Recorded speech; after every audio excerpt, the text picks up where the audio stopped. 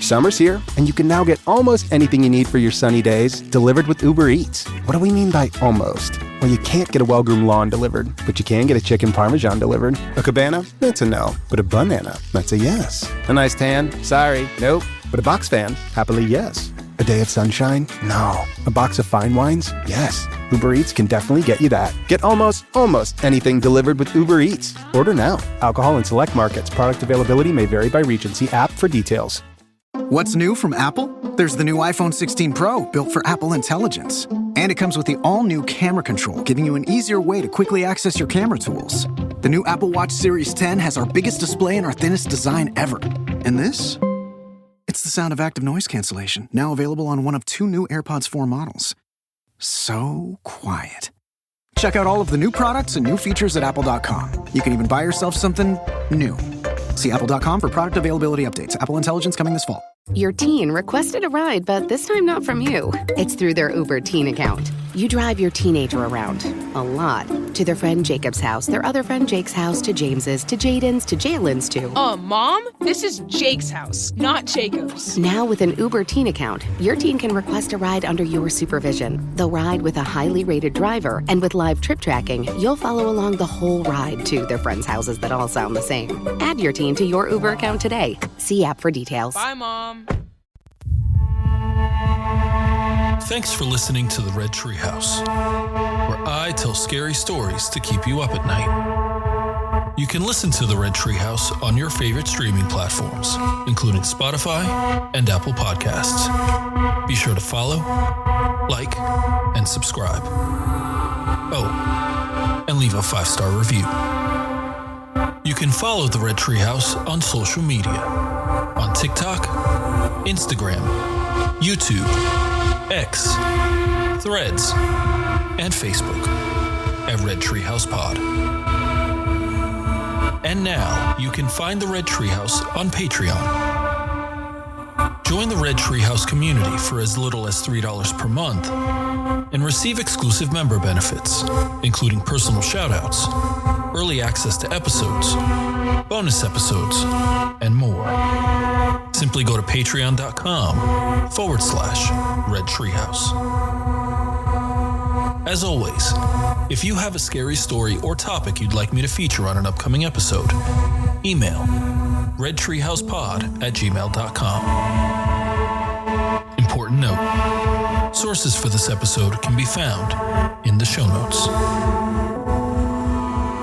The Red Treehouse is dedicated to my dad. I love you, Pop. As we close in on the 100th episode and the 1-year anniversary of the Red Treehouse, I've been reflecting a bit on just how far we've come. To date, we've covered a little bit of everything. Haunted houses, urban legends, true crime, creepypastas, tales of possession and exorcism, and among my favorites, the listener stories. These have become a major part of the Red Treehouse, because the scariest stories that keep you up at night are in fact your own.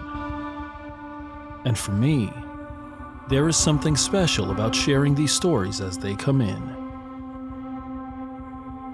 As we look past the 100th episode and the 1-year anniversary of the Red Treehouse, I'm hopeful to continue sharing some of the scariest and most unsettling stories, both fact and fiction. A huge thank you to each person who has written and submitted their stories over the past year. In this episode of the Red Treehouse, we're going to hear 2 more listener stories that are guaranteed to keep you up at night. What would you do in a similar situation? How would you react? I'll share the stories. You decide for yourself. I'm your host, Will. Welcome to the Red Treehouse.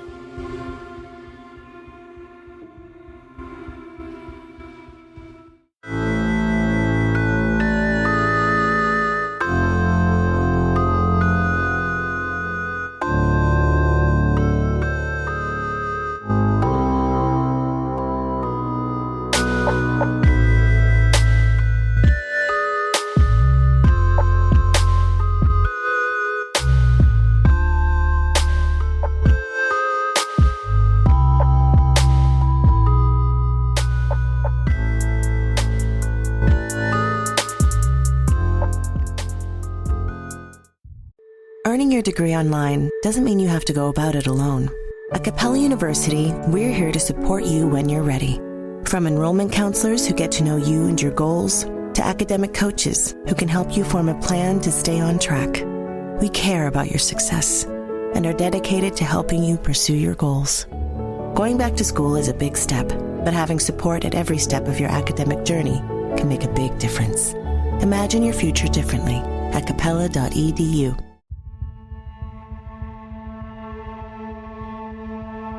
Our first story comes from Reddit user RoseBlack2222 and is entitled, "If You Can't Hear the Drops During a Downpour, Run." Quote, Spring break 2014. It's my senior year of high school and my sister Myrna's senior year of college. The day before school let out, she convinced our parents to let her pick me up, citing that since we'd both be graduating, we should do something special. They weren't on board at first, but even when we were kids, Myrna had a way of convincing people. They agreed, as long as we wouldn't do anything stupid. The issue with using that word is what it applies to often differs for people. We'd been on the road for about 3 hours, spending most of that time complaining about school. For Myrna, this was her first week off in months. Despite graduating on the honor roll from high school, she still needed to work on the side to even make a dent in her college costs. I could tell the lack of weekends off was taking its toll on her. She'd gotten noticeably paler since starting at her university and developed bags under her eyes. Why didn't you ask Mom and Dad to lend you some money? Fuck that. If I did, all I would get from Dad is, back in my day, we had to earn our education. All the while forgetting the fact when he and Mom were in college, it was about 1/10 of what it costs now. I smiled at her impression of our father. Yeah, they can be stubborn. I was planning on enrolling during the summer. Now, I'm not sure if it's worth it. That depends. What do you want to do? Myrna had enrolled with the intent of getting into the medical industry. 1 month of working in retail was enough to make her decide that the fewer people she had to deal with, the better. Therefore, she instead opted for a veterinary degree. I always wondered why she didn't do that initially. She always had a way with animals when we were growing up. I was thinking something creative, maybe a job in animation. I've been practicing with some Flash programs. I can show you what I've been working on if you want. Maybe when we get to my place.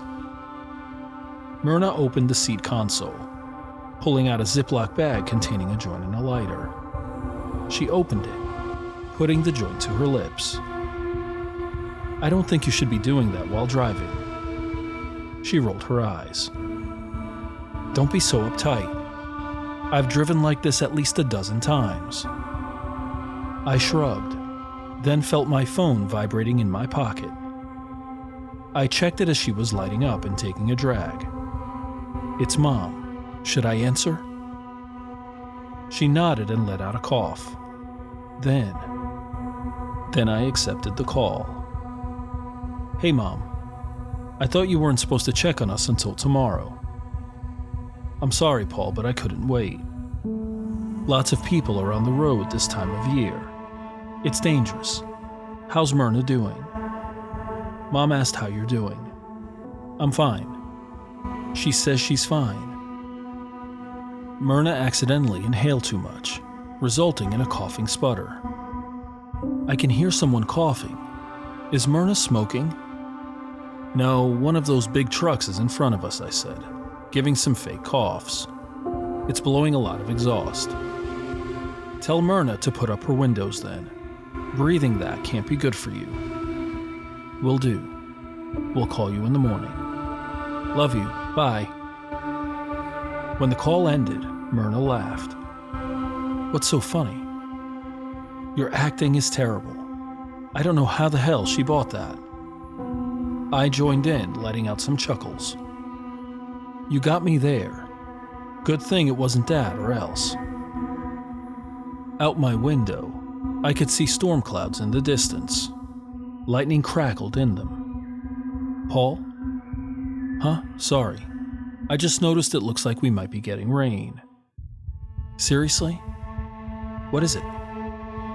Paul, I don't know if you've noticed, but my car has no AC. Why do you think I've been keeping the windows down? Well, maybe we'll luck out. Raindrops began pattering against the car. Or not. We rolled up our windows. It wasn't bad for the first 10 minutes or so. By half an hour, though, the stuffiness was getting to us, and I was having to wipe away sweat. I figured more conversation would help distract us. So are you still seeing Kevin? No, he transferred schools. We tried doing long distance, but it didn't work out. That sucks. Yeah, what about you? Not currently. I mean, I did go on a few dates with this one girl. I don't think they went well because I haven't heard back from her. Keep trying. You'll get someone eventually. Thanks. Hey, is it just me, or do things feel strange all of a sudden? What are you talking about? I couldn't put my finger on it. The best way I can explain this feeling is when you walk into a room with some new furniture. You know right away something is different. Your brain just hasn't registered what it is yet. The rain. What about it? Listen. We sat in silence for a couple moments. I don't hear anything. That's my point. Why isn't it making any noise? How should I know? But that's weird, right? Yeah, I guess. I don't think it's worth dwelling on. I decided to pass the time by watching some Death Note. In this case, it was the second relight special since I'd already seen the first the previous day. Halfway through, Myrna slammed on the brakes, making my teeth rattle and my heart beat faster. What was that for? Some dumbass parked in the middle of the road. The rain's intensity had increased to the point of limiting visibility. The front of Myrna's car had stopped several inches short of hitting a truck's bumper that had its taillights off. Do you think we should check this out? Fuck that. Myrna got ready to keep driving. Hang on. What? This person might need help. Paul, if they did, they could have pulled to the side of the road. Besides, if they have insurance, someone will come for them eventually. What if they don't? Myrna gave me a look of annoyance. She relented and pulled up to the truck's side, honking her horn. When the driver's door didn't open, she tried again with the same result. Do you have an umbrella in here? In the back. I found it on the floor, then got out with it open. It wasn't solely the Good Samaritan in me. Something wasn't sitting right with me about the situation. I think Myrna would have noticed it too if she wasn't stoned at the time. Condensation had fogged over the truck's windows, so I couldn't see inside of it. Out of curiosity, I tried the door handle and found it unlocked. The shock of what I was seeing upon opening the door caused it to not register at first. What my mind picked up on was dried red coating the passenger seat and dashboard, and the fact that the passenger window was shattered. What I noticed on the floor by the pedals is what made this information click. The first thing was a gun missing its barrel, as if it had been bitten off. The other was a shoe, which seemed perfectly normal, except that this one still had the foot inside, as indicated by the bone sticking from it. With a scream, I backed away, making a mad dash back to Myrna's car. "The fuck is your problem?" she yelled when I slammed the door shut after getting back in. Her anger dissipated when she noticed how shaken I was. "Paul, are you all right?" "Please, drive. I'll explain later." When I told her what I had seen, she listened diligently. "What do you think could have done it?" "Probably a bear. They aren't unheard of in this area. Look, I know it was shocking. Just try to forget about it, all right?" I nodded and attempted to do that by getting back into the Death Note special. While a bear was the most plausible cause for that carnage, something kept me from accepting it as an explanation. When it dawned on me what it was, a shiver crawled down my back like a scorpion. The rain still wasn't making noise. Hell, it hadn't even made any when I was outside. I was too focused to notice it before. I thought I was going crazy for hyper-focusing on something so trivial. Yet if it was, what was the cause of it? Side-glancing at Myrna, I observed she was relaxed behind the wheel. I thought about asking her if I could smoke to alleviate my anxiety. My instincts told me I should be alert. As we drove on, we came across something else that halted our progress. Myrna was slowing down. I was about to ask why when I stared ahead, seeing a faint red light piercing through the rain. We got closer. In the road's center was another vehicle. This time it was an upside-down van with a single working cracked taillight. The other one was broken completely. The truck, while containing shocking contents, could be chalked up to a logical explanation. A second vehicle, not only also damaged, but in almost the same position, made it harder to blame everything on coincidence. Even in her stoned state, I could tell Myrna was also getting freaked out. After what I'd seen a mere hour ago, I wasn't eager to get out and investigate. Still, the fact the van was on indicated someone had to be inside. "Wait here," Myrna said, grabbing her umbrella and getting out. I squinted to make out her shape in the downpour. From what I could tell, she was facing the van's side. Kneeling, she saw what was inside, and in an instant was backing away and doubling over. She'd let her umbrella fall to the road and was sprinting to get back inside the car. She closed the door hard, breathing heavily. "What did you don't want to know? Trust me. I think we should call for help." Both of our phones lacked bars. "God damn it, do me a favor and look straight ahead, okay?" I tried doing what she told as we were passing the van. My curiosity won out, and I stole a brief view of it. The mind is odd. All the time I spent grinding away at math in school, it seemed like something would stick. If I were asked to explain to you the difference between an equilateral and isosceles triangle off the top of my head, I'd draw a blank. Right then, however, 1 second was all it took to create a permanent scare in my memory. 2 hands were sticking from the van. One belonged to an adult and hung limply from the driver's window. The other stuck out from the back window and was much smaller. Neither of us wanted to acknowledge the situation out loud. I think we were both afraid if we did, it would somehow attract whatever those people had fallen victim to.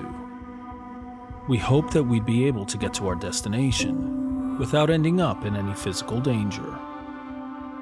The truck and van weren't the only things on the road. I dug my nails into my seat at Myrna's headlights illuminating what used to be a traffic jam. Shards of glass and scraps of torn metal were strewn about. The largest thing was the school bus on its side. We were happy we weren't able to get a better look at it.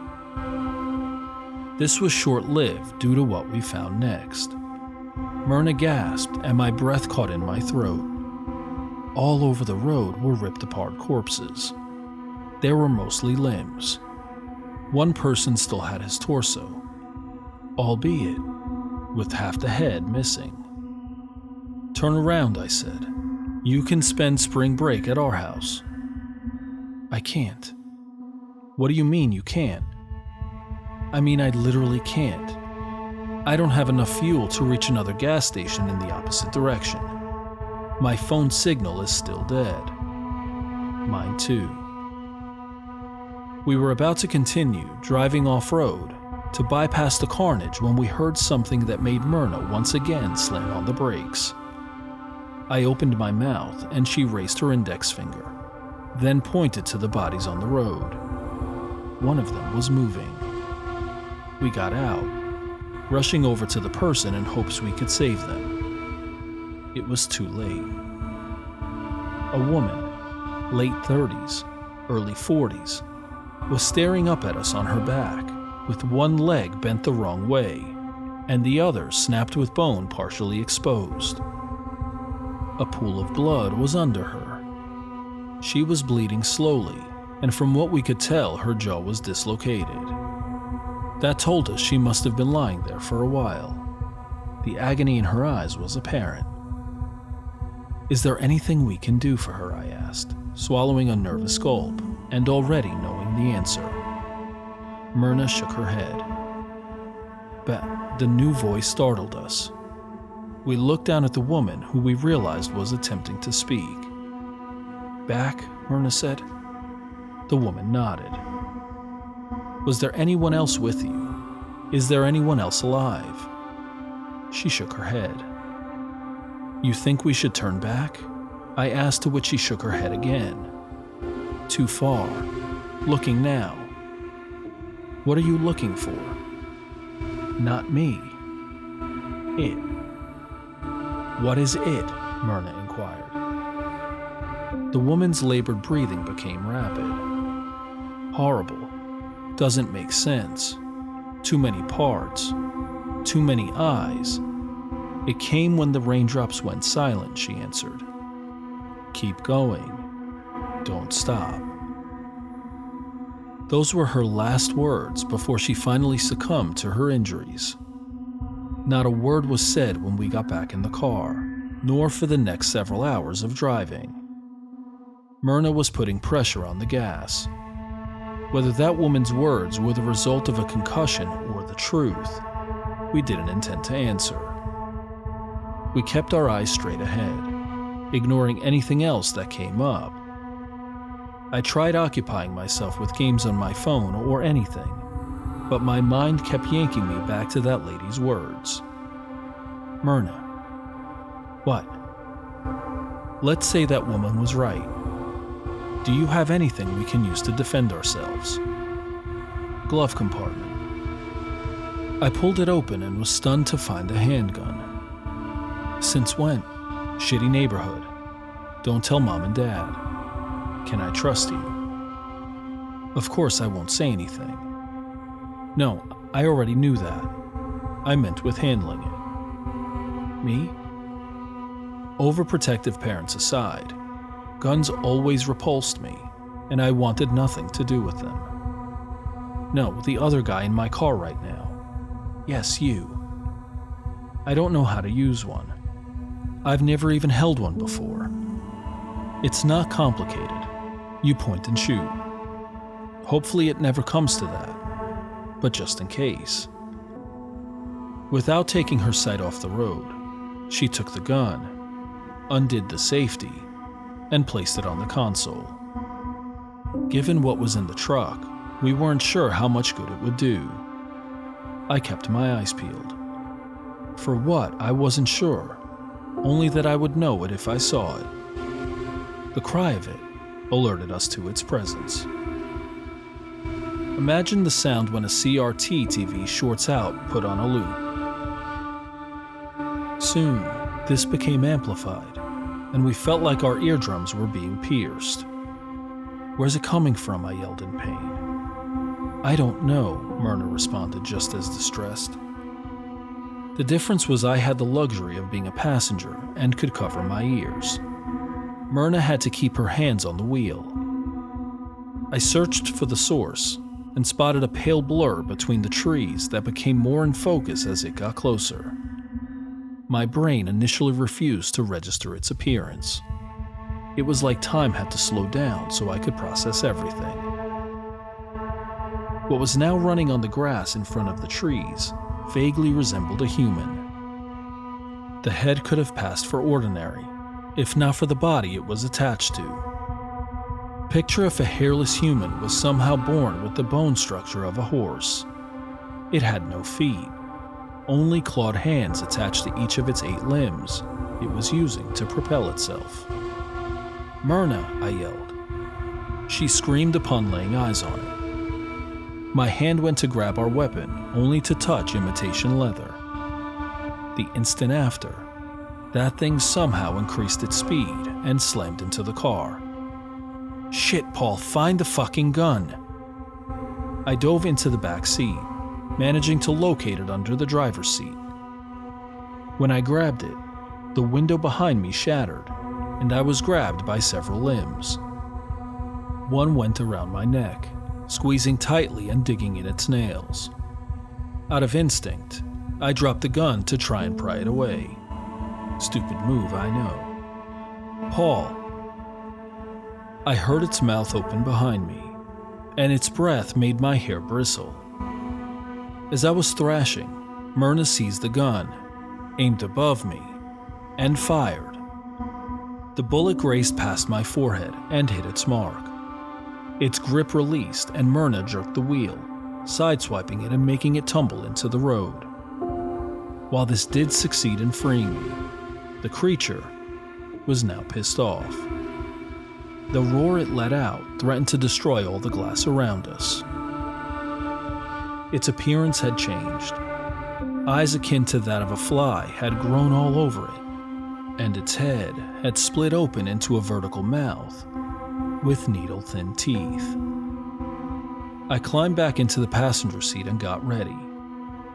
Instead of breaking another window, it ripped off the passenger door. It lunged at me head first and shot as much as I could into its mouth. Then I shoved it back with my foot. It caught its balance and continued its pursuit. I tried shooting at it from a distance, and was meant by clicking when I pulled the trigger. "Please tell me we can reload this thing." Myrna's look made a knot form in my stomach. I think that thing realized it had gained the upper hand, because I could have sworn its expression changed. The vertical line on its face shifted into a sideways smile.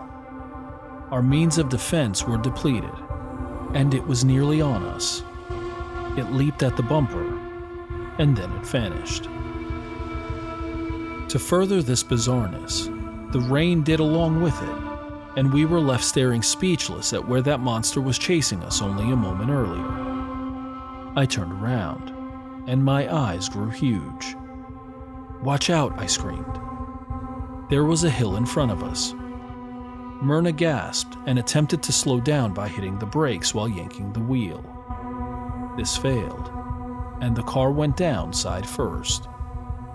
It flipped several times, and due to my lack of a door, and that I'd forgotten to strap back in, I was sent flying.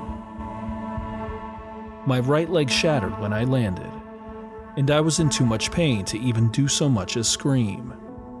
It sounds bad. However, considering that my side of the car was crushed against a tree, I would say I was relatively fortunate. I passed out after that. Myrna was able to dial for help, and they tracked her phone's location. Our spring break was spent recovering in the hospital. Naturally, our parents were hysterical, and the police had questions for us. The most believable explanation we could come up with was hit and run. I suppose that's not entirely inaccurate. Either way, it worked. I felt bad for Myrna. Her first real time off in months, and she had to spend it in recovery, the bill of which she's still trying to pay off. It was 2 days after our admission. We were in different rooms and on the phone with each other. "Hey, sorry about all this," I said. "Don't apologize. It's not like any of it was your fault. I just wish we could forget about the whole thing."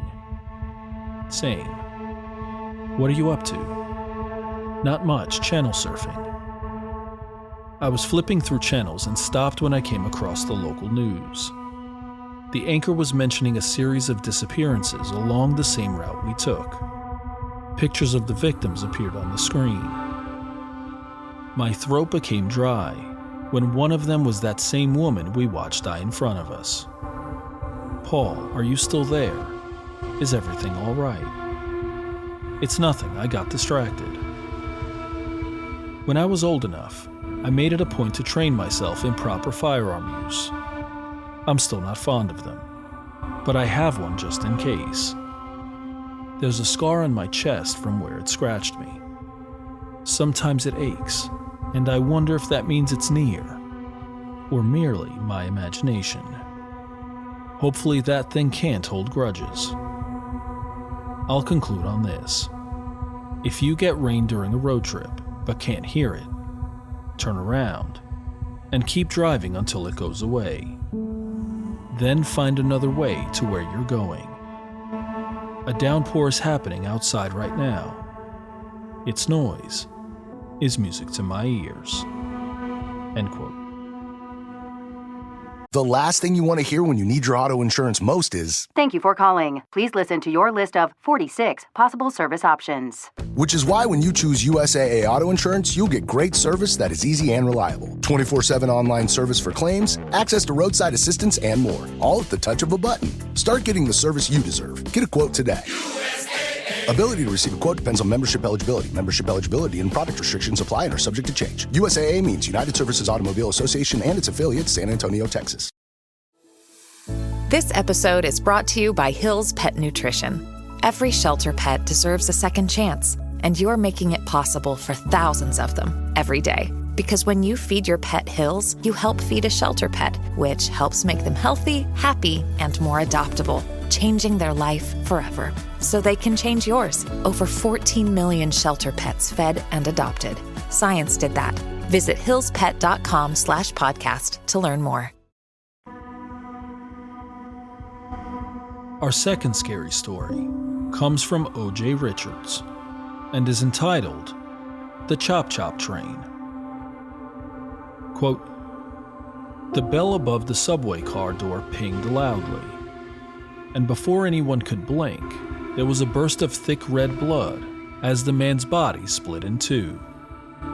From his calves to his crown, his entire body was sliced into two equal parts, of which one part now lay on the subway platform, and the other remained in the subway car.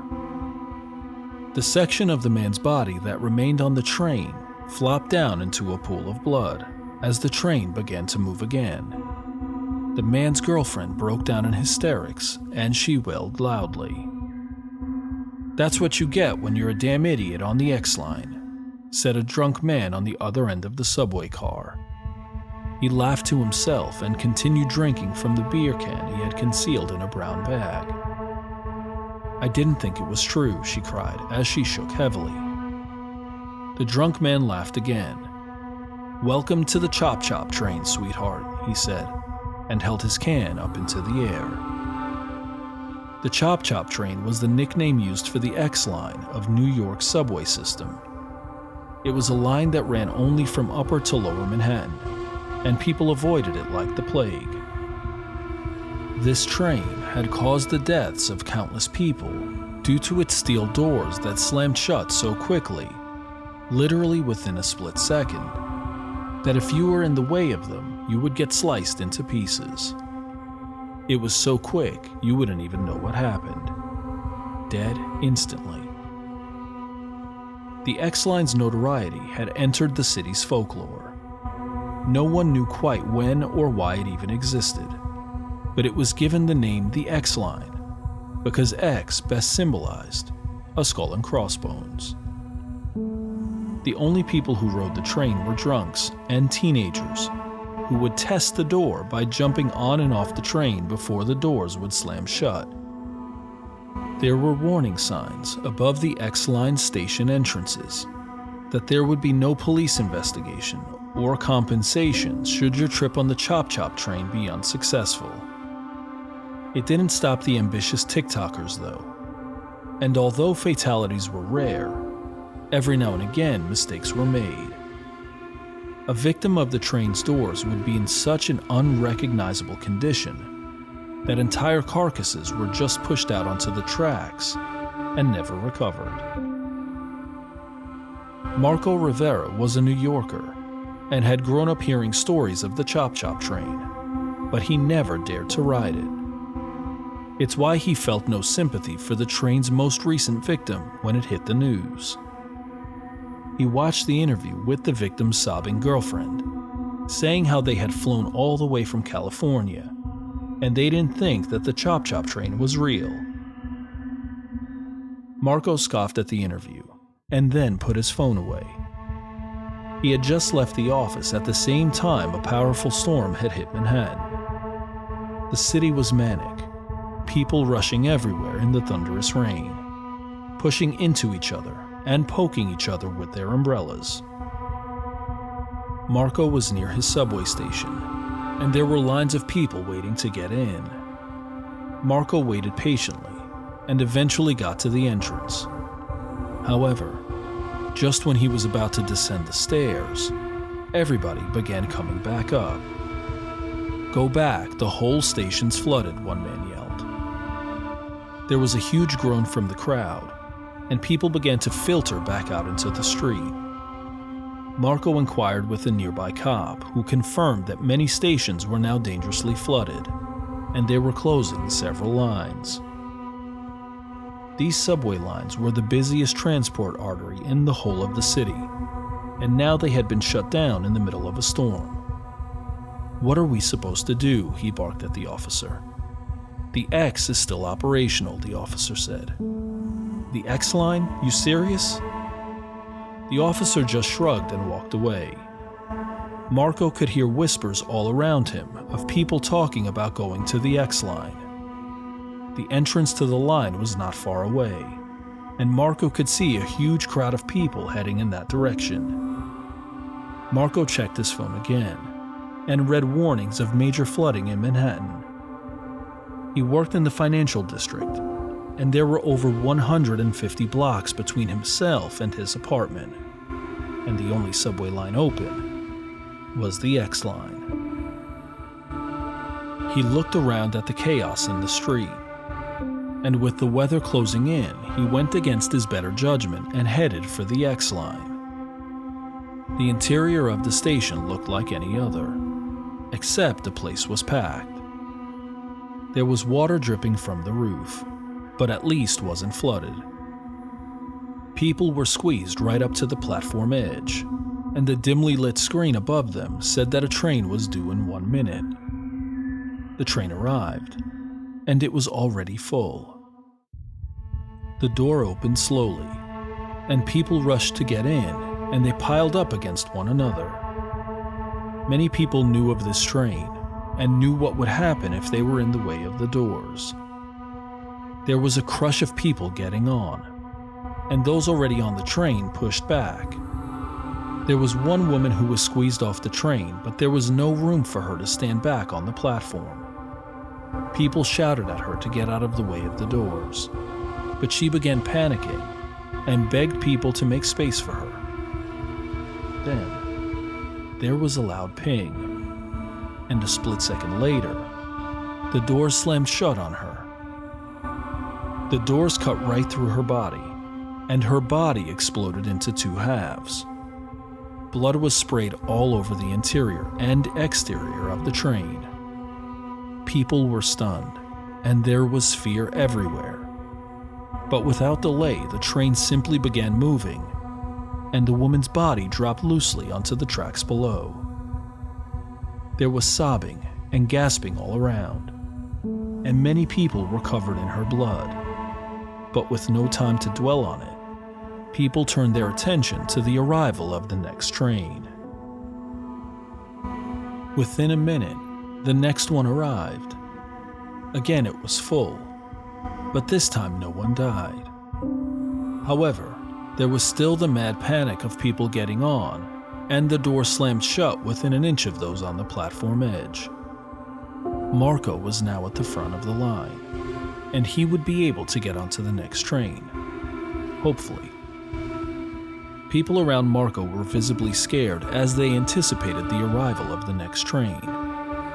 The train came, and Marco jumped on successfully. This time, there was only one injury. Someone on the platform had their arm held too far out in front of them, and the train door slammed shut and took off 4 of his fingers. The man's fingers remained in the train, and it pulled away with him screaming on the platform as he bled out. Now there was a huge pool of blood in the train car, and people kept sliding on it. The sight of what remained of the woman and the man's fingers was sickening. Marco spent the entire ride thinking about them both.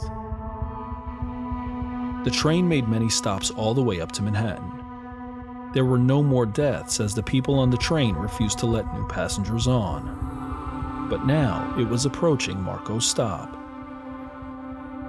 Marco was relieved when he heard the speaker announce that his station was next. But then he realized that he was not close to the door at all.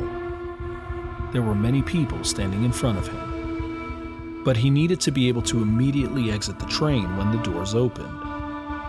As much as he tried to make space and get past people, there was no room, and he couldn't get closer to the door. The train pulled up to a stop and the doors opened. "I got to get off," Marco cried, and began to barge past people in his way. The other passengers didn't seem to care, and no one would make any space for him to pass. But he could see the platform, and guessed that he only had a few seconds before the doors shut. As he moved closer, his foot twisted on someone's shoe and he stumbled. He had lost a couple of seconds, but was determined to make it.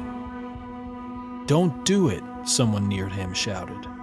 "Wait for the next stop," someone else cried. People on the platform in front of him had their hands out and signaled for him to stay on the train. But in his desperation and panic, he found that he couldn't stop moving forward. He shoved people aside and pushed his way through, and could then feel the air around him change as he began to exit the subway car. The stench of blood faded, and he began breathing a sigh of relief as he took in the cool air on the platform. And above him, the bell pinged loudly. End quote. Another huge thank you to each of these contributors for sharing their truly scary stories. If you have a scary story or experience you'd like me to feature on an upcoming episode, email redtreehousepod@gmail.com. As we close this episode of The Red Treehouse, we're left with these lingering questions. What would you do in a similar situation? And how would you react? I've shared the stories. Now you decide for yourself. I'm your host, Will. Thanks for joining me in the Red Treehouse.